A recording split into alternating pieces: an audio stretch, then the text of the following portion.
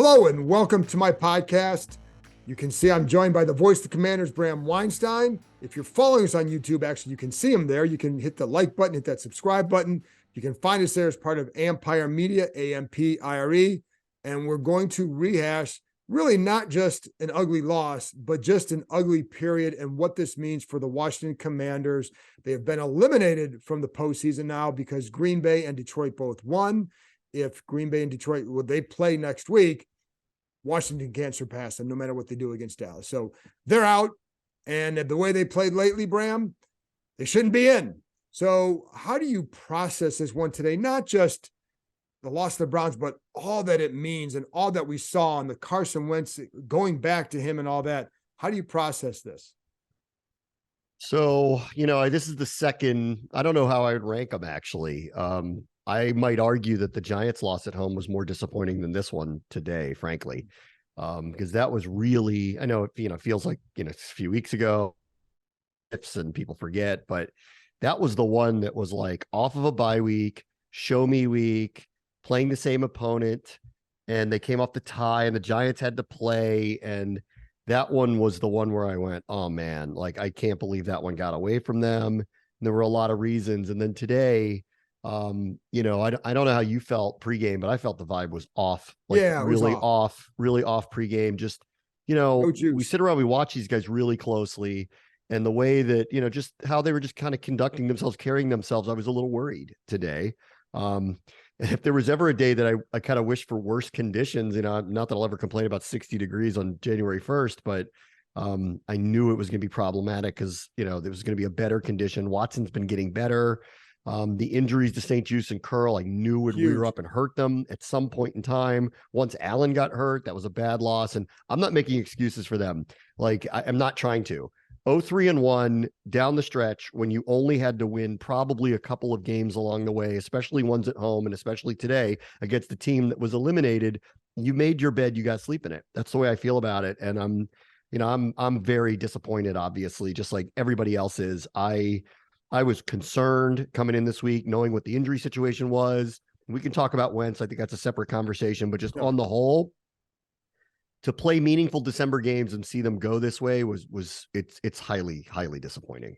It is. And, it's funny going into this game, and I did pick Washington to win, but on the podcast, I had some reservation about this game, mainly for a couple of reasons. One, I did still thought they were going to win a close game because I thought the offense would do much better. And that was really, really bad. And they thought the offense would do much better. That was really bad.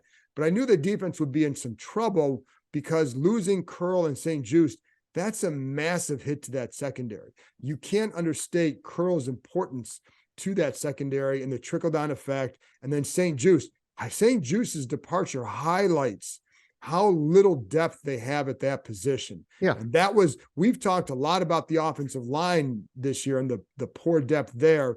The corner depth was always something that I was deeply concerned about. And that came back to bite them. And it goes back to, you brought the one Giants game, the first Giants game, they're up 10-0. Then it's 10-3. And the play that turned that game around was a deep one to Slayton that Christian Holmes is there. St. Juste is covering him. Maybe it's different. So that injury was really big. So going into today, knowing they're not going to play, or even if they were not 100%, I felt like the Browns would be able to do something. And then losing Allen, you knew they were in trouble. But that said, the Browns do not have a good defense. And I thought they'd win because I thought they'd attack them up the middle because they could run there. I thought they'd get some play action throws with Wentz. And it just did not. He didn't go over 100 yards, Bram, until there was like 5 minutes left in the game. It's just a horrible, horrible offensive performance by them. And it just leads to so many questions going forward about that position. And Ron Rivera said he doesn't know who's going to start next week. Do you want to get into that one already? Yeah, well, give me a sec, because I just want to kind of like the conversation is going to be dominated by the quarterback decision. And I think it should, because Ron put a lot of eggs in that basket initially. I'm obviously, because of the result, he's going to be second guessed big time, and there's every right to do so. Yeah. I do still stand by that the organization needed to have a bigger evaluation of him, and this was their opportunity to do it. And I like to put it as opportunity because, I'll hear out anybody that wants to argue they should have just stuck with Heinicke down the stretch here. And I don't know that the result would have been any different, but I will say this today, and it's going to get overlooked. The defense has not played particularly well for a month. And not like it was earlier in the season. It started in the Atlanta game. There's been some attrition, obviously. Again, that sounds like excuses because you know what? Cleveland had 4 linebackers on IR. Yeah. So everybody's got injuries. Okay. Everybody does. Theirs hit at their most vulnerable spots at the worst time here at the end of the year. It got taken advantage of. And again, it was these big plays and these breakdowns that ended up killing them at the end of the game against, who I know it's been a while, but that guy was an all-world thrower not that long ago, right? And he played basically what was his preseason with the Browns and came here and lit them up in the second half. And so I agree that the quarterback and the decisions behind it are the dominant conversation, but I don't want to lose sight of, the defense has not really been this top 5 defense for a while. Correct. Their run defense, I was citing this on broadcast today, like they played serious running backs the last, 4 weeks. Nick Chubb, Saquon Barkley twice. That's 3 and 4 in, rush yards total. Those are the top, 3 and 4 running backs. Christian McCaffrey, since his acquisition, most yards per game. So they've faced serious run games with serious running backs, and they're giving up 150 yards a game. And frankly, I don't think Chubb got the ball nearly as many times as he probably should have, considering how effective he was. So the defense also did not quite hold up its end of the bargain again. And we could talk about a lot of those reasons. And that's why I landed on at the beginning of the game. Once we learned that St. Juste and Curl were out, I felt like the offense was going to have to score 27 to 30 points to win, because I don't think it would be fair to ask the defense to hold Cleveland 10, 17 points and win the way they've won before. The defense isn't performing like that anymore. No. And so that's why it's, very disappointing that this offense that was supposedly coming in with a spark with this quarterback again puts up 10 and frankly looked every bit, inept at times. It was terrible. And I agree with you on the defense. And it goes back to, again, I think some of the downfall does coincide with the health of St. Juste and Cam Curl. But again, I think that highlights an area that was not addressed well enough in the offseason. And it goes back in some parts to the William Jackson decision to sign him year and a half or 2 years ago. And I think, that losing, not having him develop in this defense really set them back. But even beyond Jackson, a mistake signing is a mistake signing. Right, that's the way I feel but my point is, even beyond him, there wasn't the depth. So they were bringing in guys off from teams that were cut. Yes. That those teams may or may not have kept those guys. And if they did, they'd have been in the practice squad. Those guys had to play. And, Christian Holmes wasn't quite ready to play. And maybe he does well down the road. Maybe he's just a special teams guy, which is okay. But they didn't have the depth. So that came up. They came back to bite them. And then the depth at linebacker as well. Yeah. And nobody's roster is complete. Like everybody's got a flaw in a salary cap era. Everybody's got a flaw. Right. But there were 3 units that we flagged and talked about forever, really for months and months and months: cornerback, linebacker, and offensive line. The offensive line decisions, I think, are squarely on the things that they made. They were kind of their own making, that they got themselves in the position they had. And then, of course, like everybody else, they had a little bit of bad luck with some injuries to certain people, specifically Roulier and Larson, that really kind of threw everything into a tizzy for them. But still, everything else, we've been talking about this since April and May, where we're going, I don't know about that unit. Well, I think that's of their own making. They acknowledged in the offseason, we need depth at corner, we need depth at linebacker. They never really addressed the depth at linebacker and had an unfortunate injury with Cole Holcomb, but still, they couldn't survive a long period of time without one of the 2 viable linebackers on their team. And then at corner, like, to your point, like at the end of the preseason, when they cut Danny Johnson and they brought in 2 guys who had very limited or no experience that were on other teams, and a couple of them were, and one of them was playing very quickly, it only exacerbated that they had no real depth at this position. Jackson never really particularly panned out. I think they got very fortunate that St. Juice played the way he did, Right. but you saw what happened once he was removed from the lineup due to the ankle injury. They were extraordinarily vulnerable back there.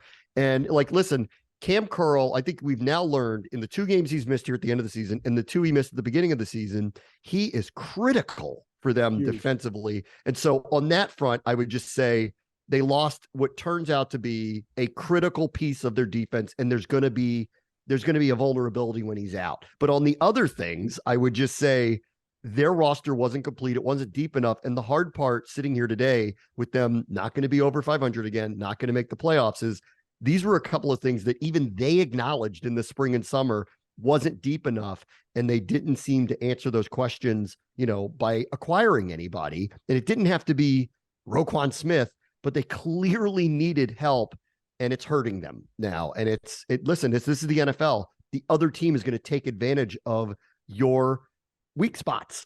And Cleveland did today. Yeah. And, San Francisco did last week. Welcome to the NFL. Yeah. And you're right, though. No roster is ever fully complete, ever.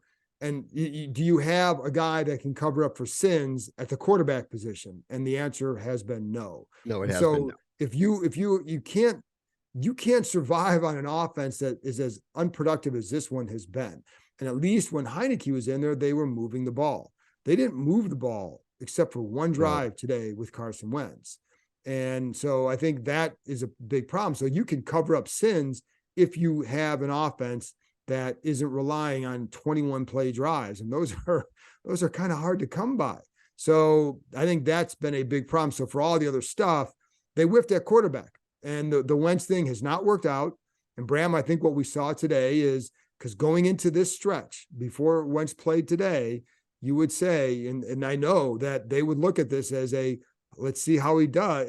They didn't go to him just for this reason, but the side effect was now you can see if you have the guy moving forward. Well, I think after today, the answer is no. You can't bring him back at that salary, certainly. And I think it'd be very difficult to sell him as someone who can do something for you because we haven't seen it in his last 4 or 5 starts. 5 starts. It just hasn't gone well. Yeah. I mean, this is obviously, there's going to be a lot said and written about the decision to acquire him. And a lot of comparisons are going to be made to how he's ended the last couple seasons, specifically in Indianapolis. And really, I thought, I don't know, like it was so interesting because when he came in, obviously in an adverse situation at San Francisco where they just kind of threw him out there and he knew he was going to throw the ball a million times and just got chucked in there. He actually looked really comfortable. Mm-hmm. And I think that's what allowed Rivera to, assure himself that this is the right thing to do. Because I think you and I both know that they've been looking for an avenue to do this for a few weeks now. And so they made this, like London Fletcher put it this way. He was like, that decision to put him in was made before the game, which is in kind of, I don't want to speak for him, but kind of in his thinking as an ex-player, I think was partially like, that's kind of not what you should do. Like you should go with the flow, let the season dictate what happens. I've been, on the side going, I do think that in the end, they do need to get a full evaluation of this player. They put a lot of eggs in this basket. They went out on a limb to acquire him. They went on and on and on about how he's wanted here. He's not a short-term fix for them. They gave up real assets for him. They gave him real money. And we knew on the other side, there is an interesting leverage point with his contract, whether if it doesn't work out, you can get out of it, or even better, if it does, you can restructure and bring him back. Well, this decision doesn't look very good right now. It looks like it blew up in their face.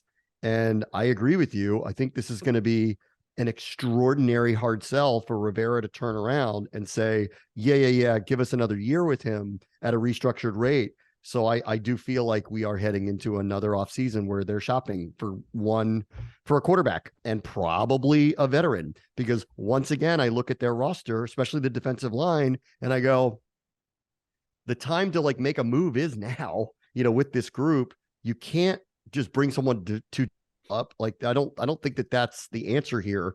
So they're going to be shopping again. And, I don't know what the price point's going to be for who they land on again. And then secondarily, we've learned this last 2 off seasons. They tried to acquire Matthew Stafford. The Rams came in at the last minute and overwhelmed Detroit with an offer. So they didn't get him. And then they tried to get Russell Wilson, and, that didn't happen. And people are probably, happy that didn't happen based on his year, but still they did try and that didn't work out. And if you recall, like we talked about this a lot, like they were publicly basically announcing, we just want a quarterback. We just want a quarterback. And as you sit here today, you kind of feel we're willing to take any veteran available just to get the veteran. And, that probably is not the right mindset. Like you've got to get the right person, not just any person in here. And I know there was a lot of wishful thinking Wentz, and I had it this week too. After what I saw at San Francisco, I felt like, you know what, like give this guy another chance. Like they might not be able to do better than him on the open market, in the offseason. It's not that simple. Look what the Colts did. Like they got rid of him. It blew up in their face too. It didn't get any better. Like look at what their season did and now Washington's back in this spot where they're going to have to do a lot of long, hard thinking about what is the next move at the position. Yeah. And I know going into today, I wasn't sure what it would look like. I felt like the potential was there for more explosive plays, in part because, again, he can spread the ball around, use the entire field, etc. And he did look comfortable. And I know, there were blitzes early on by San Francisco. There were also times where they were giving him underneath stuff and he was taking it. So some of that stuff was a design of the 49ers defense. Some of it was his comfort level, where there were several plays where you saw that. And I know they definitely felt like that as well. So I understand, because they weren't producing enough offensively. I understand, but I think they kind of really fell hard on he sounds like like that they felt he knew more what he was doing and that he did have that game. And then he goes out there and he looked a lot like he did early in the year. Yeah. So and really the opening quarter looked like the first couple of weeks of training camp when we were going, what's going on here? When we were watching practices and he's like airmailing screen passes and throwing one in the dirt on a screen, like little simple passes that were just way off. And then of course the interceptions occur. And frankly, after the second one, I'll be honest with you, I was sitting in a break when we were in a break and I was looking at Julie in London going, I think they might have to pull him now. Like when it was 3-0, like now. And then they had that long drive and they led, and they're not going to pull him after that. And then, nothing got much better. And then the defense kind of fell apart, gave up a number of big plays and a number of big drives, couldn't stop Chubb, couldn't stop Watson, missed a couple of tackles, gave up touchdowns that shouldn't have happened, like the first Amari Cooper one. And all of a sudden the score gets out of hand on you and they're not capable of, and they haven't been capable this entire, with the exception of the first 2 weeks of the season, they have been incapable of scoring quickly when they need to, like just incapable of it. And I keep coming back to, and this is why, like, I understand why they switched, from Heineke. They want to get an evaluation on the guy that they're in the first place. And the reality was, as much as I loved Heineke and everybody loves his plucky nature and all that stuff, they weren't scoring a lot of points. They're in the bottom third and third down conversion. They were really bad in the red zone, especially in the last 5-6 weeks. They just weren't scoring enough points. And, as Rivera put it, we're trying to get a spark, and it did not lead to a spark. So now they're left, listen, this was risky. He put him in a high leverage situation. And, this is the nightmare scenario. They're playing a team, not even in their conference. Team's already eliminated from the playoffs. You're at home. You have to win the game. Everyone's going to assume you're going to win the game. And when you don't, and you lose going away and you look bad doing it, it brings up so many questions about why did this happen? And so he's got a lot of questions, Rivera, to answer this week. He does. And I will tell you, like, there's stuff that we need to get into in the off season, because it's going to come sooner than I thought it was going to be coming a few weeks ago, but about the direction of the franchise overall, because I think there should be a lot of questions about all of that from organizational structure. And we got the sale of the team, organizational structure, staff, et cetera, et cetera, et cetera. There's questions that, that they all deserve to be, you should have questions about everything. But with this one too, and the funny thing is, Bram, on Friday, and I mentioned this on the podcast the other day, but on Friday, being out of practice, watching them run the red zone drill, and during the red zone drill, that's what they do on Friday. It's just throwing against air. And you have quarterback, receiver running routes, hit them, whatever, what are the routes they want to work on that week, et cetera.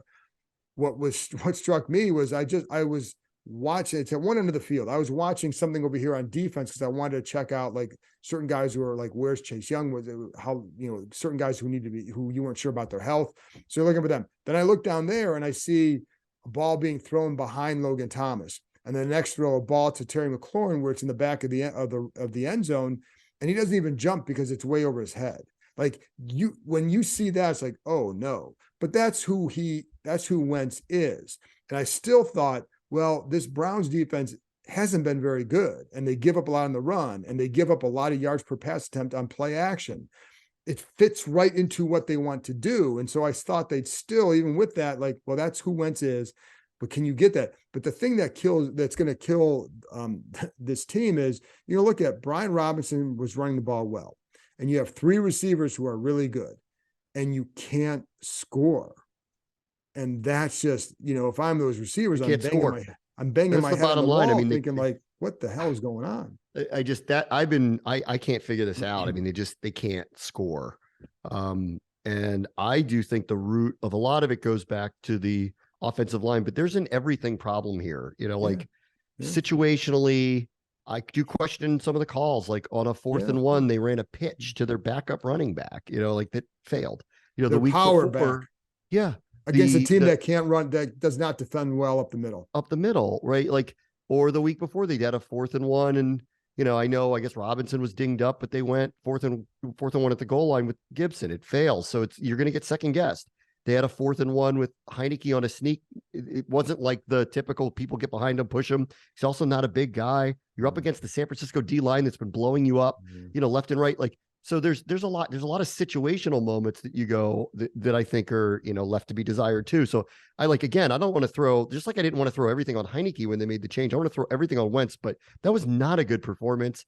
The ball was all over the place. It did look like that first week of training camp when we were all going like, wait a minute, what's going on here? Like, why is it so inaccurate right now? And they just blew it off like it's camp. And then the first couple of weeks rolled around and he was pretty good. And so I was hoping, after what I saw at San Francisco, and I'm sure Rivera was too, that he was going to get that. Definitely. And I'll tell you what, like you saw Friday, I was out there Thursday. I didn't have a red flag after watching practice. Like, I get to watch more practice than you guys. And I didn't walk out of there thinking I was going to see that, really, honestly. Yeah. And I wasn't expecting, was not, just despite what I said, it was more about, oh yeah, well, this is who he is, because he does miss it. And then I will say, after the McLaurin miss, I told you about that one over his head. Well, I saw in the next few throws him making more of an exaggerated effort to, or maybe not, maybe slowing down his delivery a little bit and making more of an effort to follow through on his throws. And the next 3 or 4 throws were really good, and they ended on that. So, it wasn't like there was like every pass, but I did see those, and you note those, but I did not expect what I saw today. So what do you think for Sunday? Does it matter to you who starts a quarterback?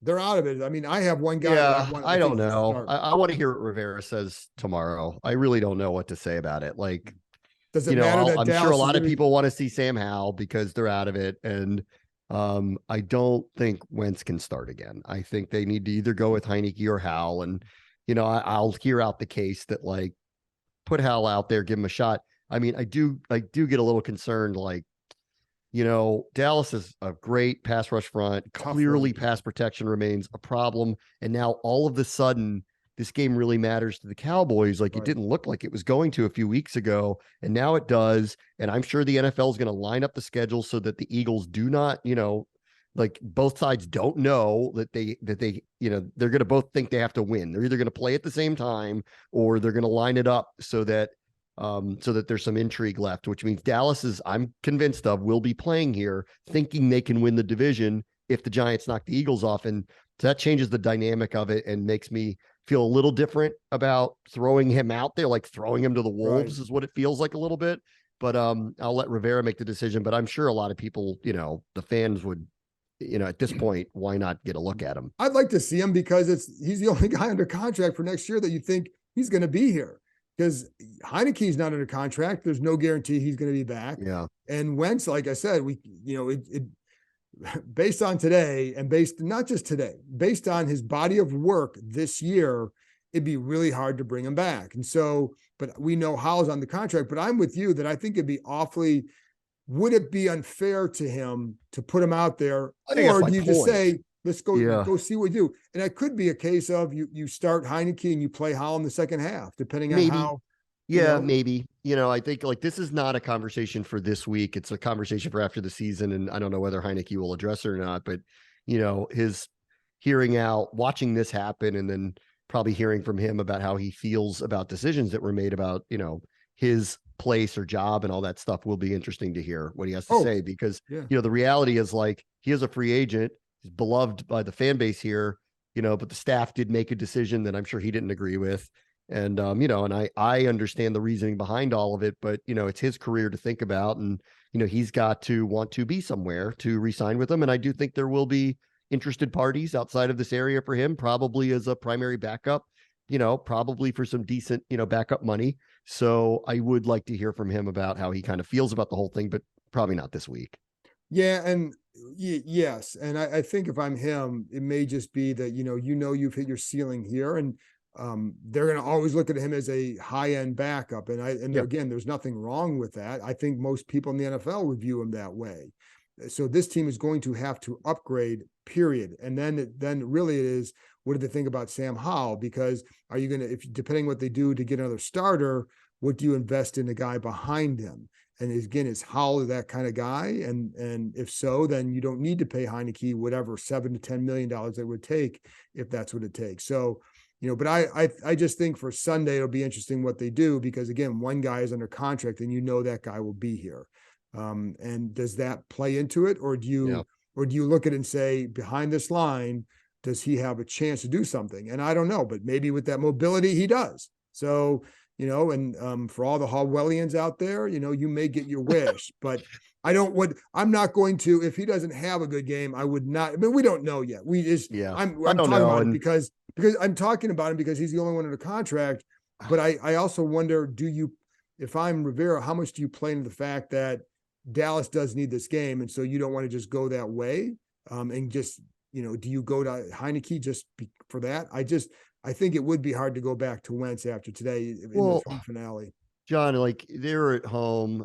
He threw 3 passes and the fans were chanting for Heineke. Yeah. Like, I don't think they could put Wentz back out there again.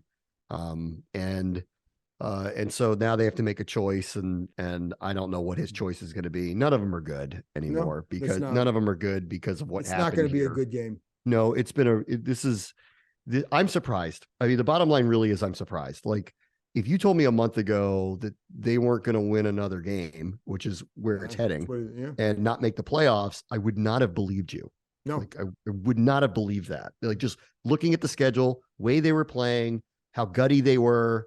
And I keep looking around, I see all these skill position guys, and I go, one of these days they're gonna pop off on somebody and score 30 points. Like, it's bound to happen with these skill position players. And it just never did. No. It just, not since week 2. Like, it just never did. One exception. They ran the ball 50 times against Philadelphia and ended up scoring over 30 points, but they didn't do it chucking it all over the place to all these skill position guys. They did it by a ground attack that they were beyond consistent about. Every other game has been a struggle to score. It doesn't matter who the quarterback is.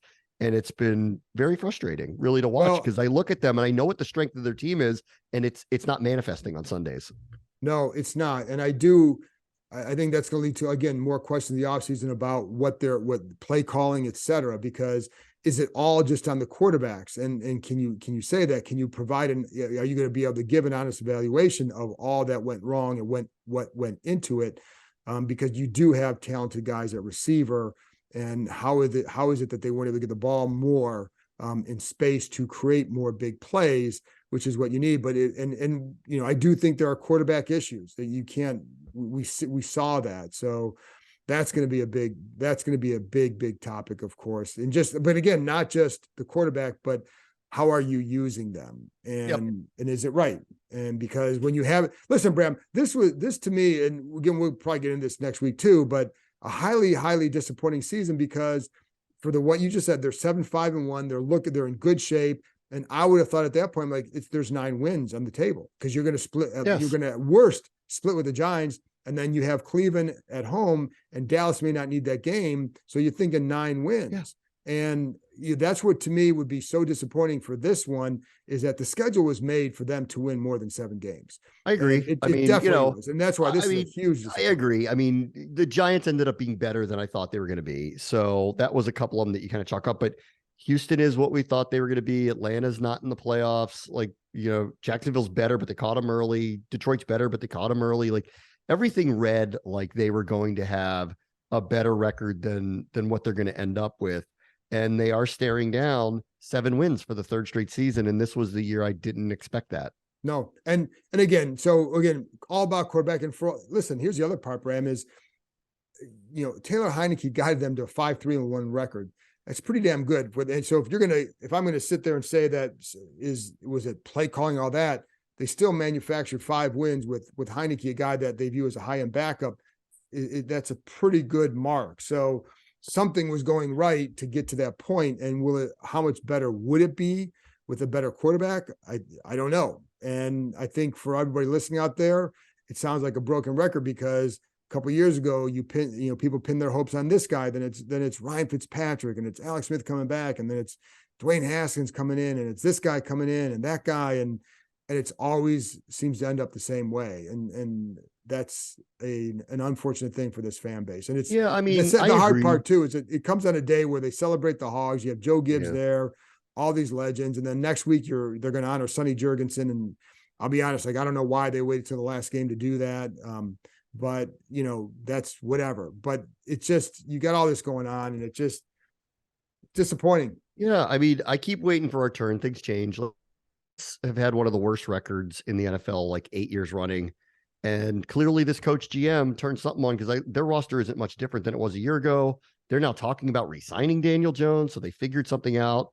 The Bengals a couple of years ago got the number 1 overall pick, got Joe Burrow. They went to the Super Bowl 2 years later and are going to be back in the playoffs and could potentially get back there again. Like, things can change fast. Yeah, they can. Like, it can change really fast. And I know people don't want to hear that, but it can, and so I remain optimistic. I'm trying to be optimistic, but this last few games, specifically the Giants and today, were very deflating for sure. I think the second Giants game took an awful lot out of everybody. I think took a lot of steam out of that organization, out of the players, because that was one where I think they thought for sure that they were going to win. And when they didn't, I did too. Yeah. Well, so did I. I'm like, how can you, how do you not? I couldn't believe I went home that night and they lost. I couldn't believe it. Yeah. So, but that's, this is another one. But I'm not shocked by today. And again, we're going to get into everything else in the offseason. So let's cut it off there, Bram. I think we've quarterbacked out enough, and there's a lot of things to dissect over the next few months. So anyway, thanks to Bram for joining me. Thank you for listening. I will be back on Tuesday night, probably without Bram, but we'll do a Therapy Tuesday session, I believe.